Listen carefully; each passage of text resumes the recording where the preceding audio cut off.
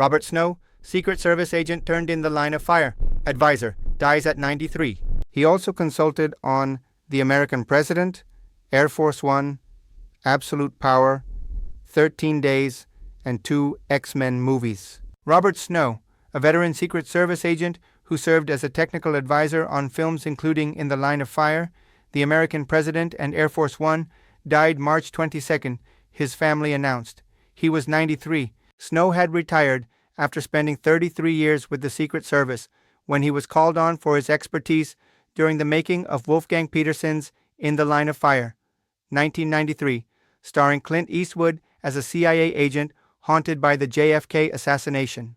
In Taxi Driver and other films, we were portrayed as monosyllabic idiots who can't complete a full sentence and only stand on the corners with dark glasses, Snow told the Chicago Tribune in a 1997 interview.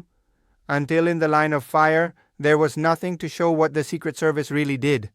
He worked with Petersen and Eastwood again in the 1997 films Air Force One and Absolute Power, respectively, and on 2 X-Men movies, Bryan Singer's franchise kickoff in 2000 and Brett Ratner's The Last Stand, 2006.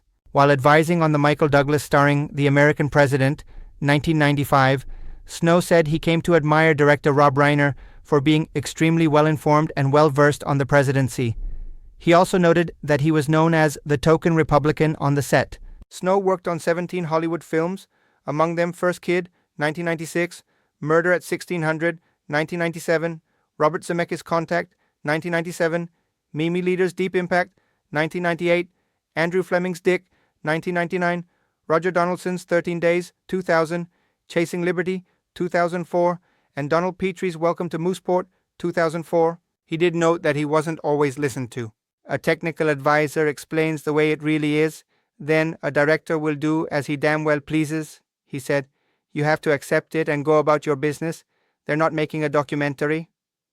Born on March 3, 1932, in Rochester, New York, Snow enlisted in the U.S. Counterintelligence Corps in 1950 during the Korean War, then graduated from Michigan State University in 1957. He began his stint in the Secret Service in 1959 in Buffalo, New York, and moved to Washington to work in the counterfeiting division before serving in the White House during the Ford and Carter administrations and traveling overseas with Ronald Reagan and George H.W. Bush. He retired at the mandatory age of 60 in 1993.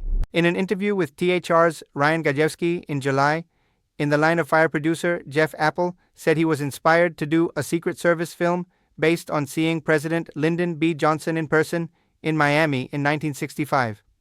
These guys jump out of the car with dark glasses and dark suits, and I was so amazed, he said. He reached out to Snow, then the assistant director of the Secret Service. Snow stayed with the project after he retired and spent 9 months in California on the movie. He even got to portray a Secret Service agent in Singer's X-Men. Snow, who lived in Ashburn, Virginia, also was a volunteer for 24 years with the National Center for Missing and Exploited Children as its Director of Law Enforcement Liaison. Survivors include his children, Tom, Dan, Karen, Barbie, and Kathy, his 14 grandchildren, and his 11 great-grandchildren. His high school sweetheart and wife of 67 years, Marilyn, died in 2021 of ALS at age 87.